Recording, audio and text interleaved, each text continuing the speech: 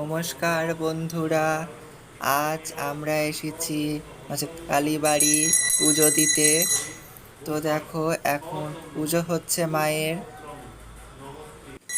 আর এইদিকে আমার মা ফল বানিয়ে নিল, বড় ঠাকুরের পুজো দেবো।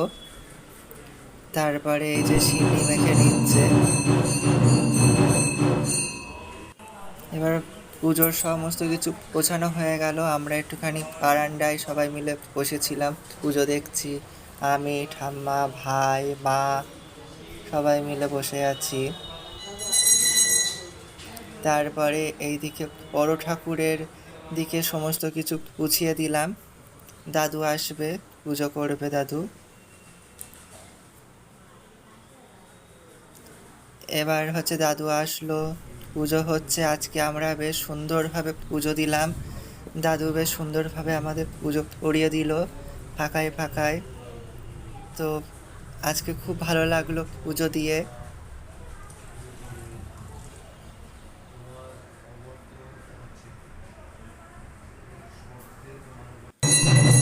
দেখো, এখন পুজো হচ্ছে ঠাকুরের।